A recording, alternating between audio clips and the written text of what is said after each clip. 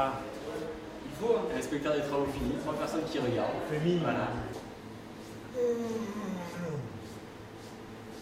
Prolonger le toucher par les objets, à travers les objets, le sol, l'air, pour respirer. Je pense qu'il y a 2 choses en fait à décider. C'est qu'est-ce que vous faites de votre édito orange et comment vous le placez dans le journal, et les images en fait. C'est les 2 points parce qu'ensuite les choses sont plus... Est-ce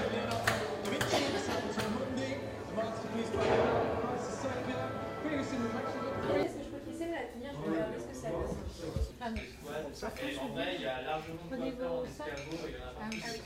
140 million is big. At 140 million, with Alex at 140 million, 150 might take it. At 140 million holding at the moment.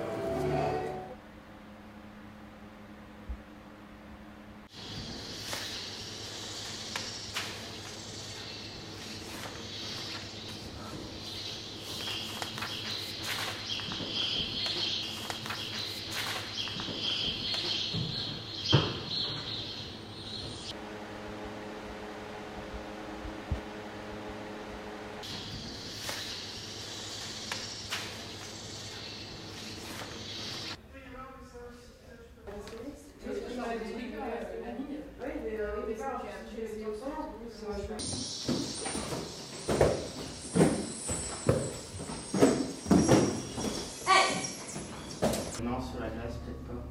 Je sais pas si ça va tenir. Non, mais ça colle super bien sur cette porte, c'est génial.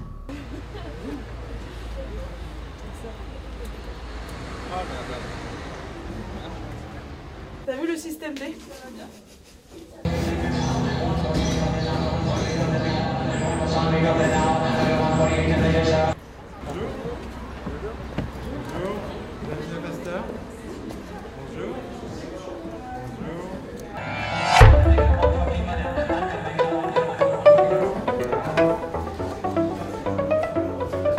Bienvenue à Basta.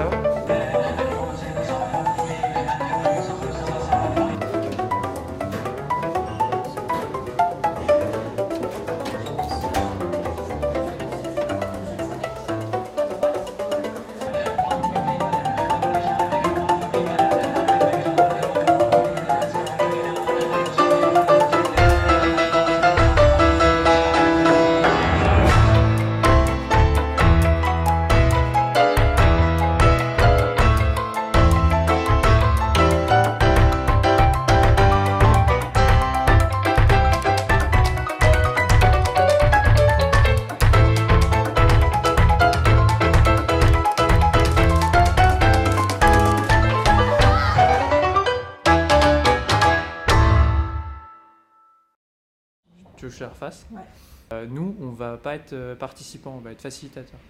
Et donc, on va permettre aux gens, dans un premier temps, de se rencontrer et ensuite de faire de la mise en commun et ensuite de commencer à travailler, de réfléchir ensemble à des solutions. Parce que ça a une image un petit peu Donc là aussi, du coup, Chaque membre d'une équipe va proposer 8 choses, puis après va proposer 2 choses et finalement plus qu'une. Et de ça, on va faire naître le consensus. Et puis on va commencer par finalement raconter un petit peu la petite histoire du projet, c'est-à-dire quel était le matériau au départ et qu'est-ce qu'on est en train de penser avec. Et voilà, et là on sera quasiment à la fin de la journée et puis après on aura quasiment un cahier des charges en fait. Donc on pourra vraiment se mettre à travailler. Ils définiront justement qui fait quoi, qui documente, qui est dans la production, qui est dans... Voilà, en fonction des compétences de chacun, de ce qu'ils se sentent prêts à faire et qu'on arrive à répondre au cahier des charges qu'ils auront défini, que chaque équipe aura défini. Voilà. Je suis venue voir parce qu'il y avait une grande braderie, et j'étais basée à l'hôtel Pasteur avant en résidence d'artiste, donc je connais le lieu. Voilà, j'étais curieuse. Notamment la dynamique, l'ingéniosité et les talents qui s'y révèlent. Là, on va rentrer un peu plus dans ce qu'on pourrait qualifier le dur du chantier, avec évidemment la transformation du rez-de-chaussée en école maternelle, une transformation qui est permise par le départ du centre de soins dentaires et qui va consister notamment en un transfert de l'école Faupon devenue un peu trop étroite, qui explique la volonté qui a été la nôtre d'implanter ici une école maternelle qui, par ailleurs, reste dans la tradition de ce lieu, un lieu d'enseignement, un lieu de transmission des savoirs, y compris pour les plus petits. C'est pour ça qu'on retrouvera aussi un espace... Donc on va avoir effectivement notre petite fille qui va être scolarisée pour la moyenne et la grande section dans cette école. Donc elle va être scolarisée en école bilingue, en classe breton-français. Et l'intérêt d'avoir une école maternelle dans ce lieu, ça va être aussi pouvoir partager un petit peu d'activités avec des gens qui sont plutôt sur des projets artistiques.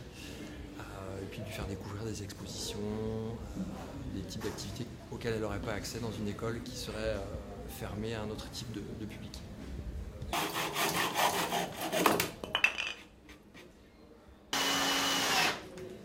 On s'est divisé en 3 groupes avec 3 thèmes différents. Donc on est sur environnement, recyclage et respect. Et donc on devait du coup employer les matériaux de Pasteur pour ouvrir le champ des possibles du réemploi. Et donc nous du coup on a travaillé sur un petit meuble. Alors ça fait partie un peu, on l'a appelé le module 1, et en fait il y a 6 modules au total qui vont pouvoir éventuellement servir. Donc là ils sont adaptés aux enfants maternelle grande section, avec une hauteur de 59 cm. Et on espère que notre prototype fera l'unanimité pour l'école primaire peut-être après, je sais pas, on va voir. Pour nous, le chantier, c'est un moment fort dans l'acte de construire, puisque c'est un moment qui réunit différentes formes de savoir, que ce soit de l'artisan, de l'élu, de l'aménageur, de l'architecte, des étudiants. Du coup, c'est vraiment un moment fort où convergent énormément de personnes, énormément de savoirs qu'on aimerait effectivement révéler. Avant de vous parler de la philosophie générale de la façon dont on va essayer de mener à bien ce chantier, on va vous faire découvrir quand même les premières images du projet que vous avez pu découvrir dans la presse ce matin, qui sont les images du projet d'architecture. Nous avons la chance d'avoir Nicolas Chambon, qui est l'architecte de la maîtrise d'œuvre 1. Alors la maîtrise d'œuvre 1, c'est quoi? La maîtrise d'œuvre, c'est l'acte de construire, donc c'est l'acte de faire architecture. Et une parce qu'on a scindé effectivement en 2 phases la réhabilitation de ce bâtiment. Donc on a un premier architecte pour rénover ce qu'on appelle le clos et couvert et faire sa mise hors d'eau hors d'air. C'est-à-dire qu'on a décidé effectivement de prendre soin de ce lieu et très vite de se dire qu'il n'y aurait peut-être pas de grands gestes, de grandes velléités architecturales sur ce bâtiment. On prend le patrimoine tel qu'il est, c'est notre philosophie depuis la réouverture de ce bâtiment. C'est plutôt à nos pratiques de s'adapter à notre architecture et non l'inverse.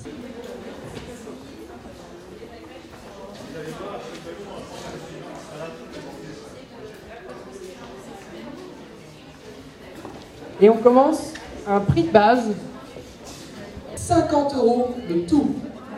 Les 4 meubles. Et il n'y a même pas besoin de les démonter, ils sont déjà là. Hein. Il y a de la matière. Ça vaut le coup.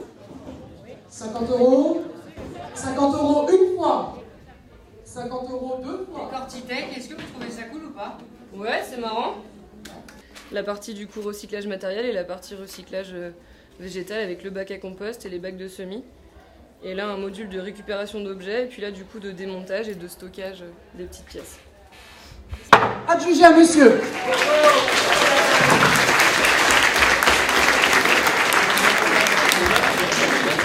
Bon, bah du coup, c'est bon, vous pouvez venir le chercher demain. À aller coller ça dessus. Ah, mais oui. Pour dire, c'est à vous. Donc je passe demain. Entre 10h et 17h. Entre 10h et 17h. Voilà. Merci. Super. Merci Bonne beaucoup, journée. monsieur. Au revoir.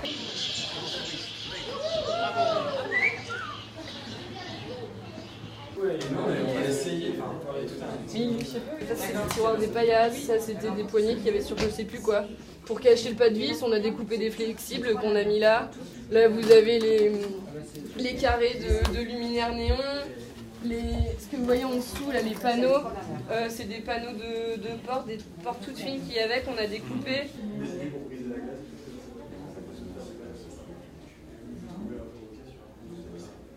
Ceux-là, je les ai récupérés dans la cour, ici. Là, c'était dans le bac. J'ai récupéré. Moi j'ai décidé que les boulons, on les met là. Les pinces. Ça c'est des poignées si on perd en fait une poignée, les mettre à terre parce que sinon ça peut pas marcher. On prend les pièces et les mettre ici. Ça, on les range et ça c'est un petit peu pareil. Vous voyez faire les applications maintenant. C'est énorme.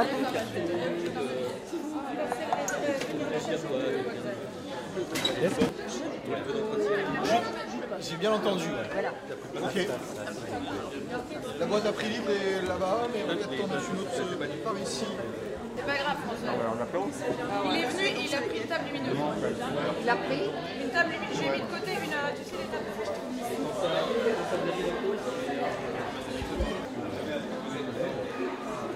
Christine? T'inquiète pas, ah non mais Christine c'est bon.